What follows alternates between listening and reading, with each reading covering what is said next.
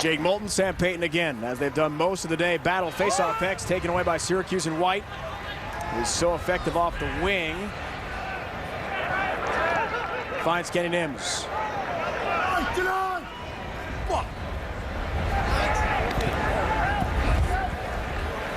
Syracuse has won 11 of the last 13 face-offs here. Quint dominant in the X today.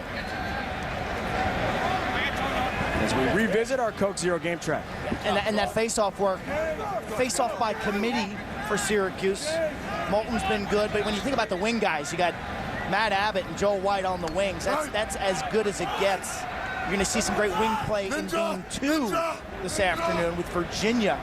Speed, athleticism, toughness, and Mike Timms going against Max Seabold and John Glynn. That is worth the price of the ticket. Nims watched by Manley. He's had a big day. So is Parrott. Change of direction, shoots, and sends it just off cage. Not surprised that Syracuse would put it all together today. Am surprised that Duke just didn't play their best game.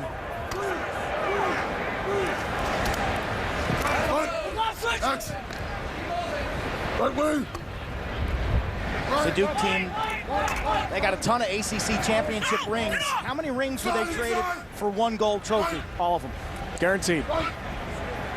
Talked with a lot of players yesterday after their practice. So hungry for the first title in school history. Parrott moves from 15, won't pull the trigger. Wisely hangs on. Clock the ally of the orange here, up by 7. Let's see if Jamison likes this matchup. Strong and stocky, not fast. Stall warning by the officials. Got to keep it inside the box every Syracuse. If it's out, Duke gets it back. He'll rely on that two-handed cradle and use his body. Jamison in front, and Nims slams it home. What a play!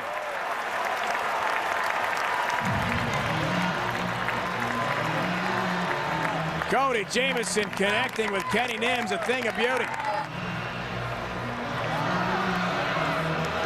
I think this is what Syracuse fans can look forward to next year. Jamison will become more of a ball carrier behind the net. Duke playing him with a short stick. Montelli slides, and then once again, Duke defenders just blatantly staring at the ball.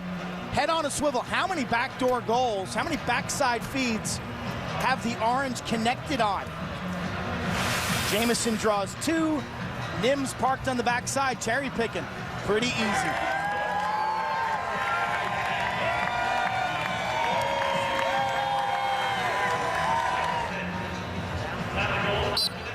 Hold out. Violation. Sub out, White. Gotta go. Jenkins in the violation. Costabile re-triggers here for Duke. Blue Devils in a heap of trouble. Under 10 to go. Costabile rips it wide with a 6-foot pole. Gillette Stadium, Foxborough, site of the 2009 NCAA Lacrosse semifinals. Great to have you with us. Dave, Quint, Rob, our entire crew. Sharp angle play, Quinzani, and a ward called against him. Virginia Cornell will come up here on ESPN 2 HD, 2 Eastern, to play what appears to be Syracuse. Orange, a big lead here. The defending champs in the home whites. Duke, the 3 seed in the visiting blues. Have never had a real grasp of this game. Syracuse implementing solid play throughout. Penalties coming here on Montelli. It's a Syracuse team with 2 losses. One was early in the Dome. They hosted Virginia, lost a 1-goal game. The other against Princeton. We got a personal foul, 11 blue. Cross check, 1 minute. Biggest improvement for Syracuse this year has been their team defense, their slide and recovery packages. I tell you, they are playing a clean brand of defense right now. It's a we philosophy by head coach John Desko, and assistant Leland Rogers deserves a lot of credit for that group. The offense has never been an issue. Montelli in for the next minute. Back down to Rob.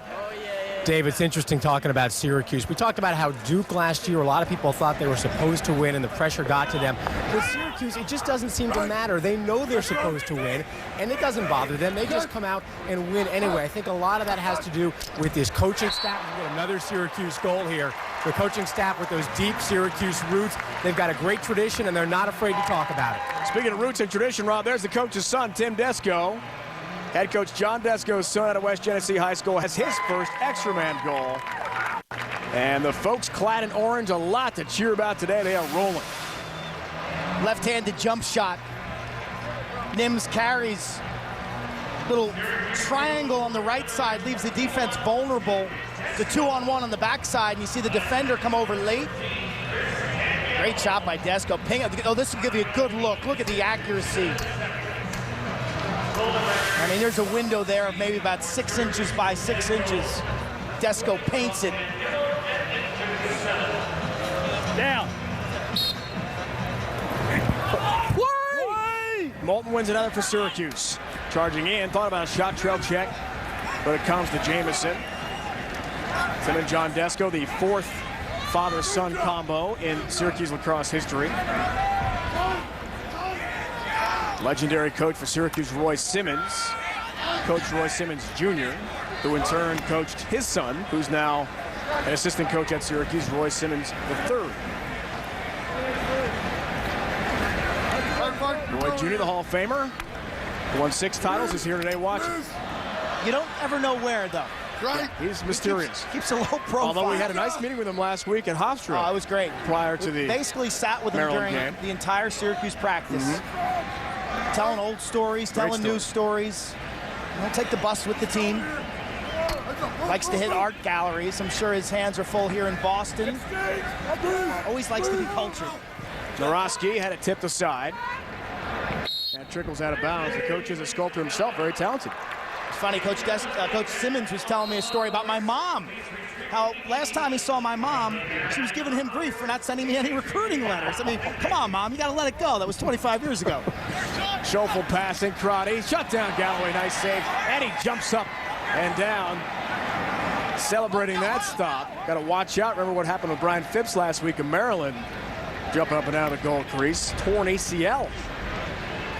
Coach Simmons has the eye, though. You ask him a question about this team, he's always right on the mark. I like to ask him questions about youngsters, guys who don't get as much playing time, who have bright futures. And what Syracuse can do right now with this lead is rest for Monday. So they're going to throw out a lot of different faces right here. You keep your stars fresh, because endurance and how much gas is in the tank on Monday has always been a big storyline. This is a subtle advantage for Cuse, being able to only play their starters for 3 quarters. Max Bardick getting some time here.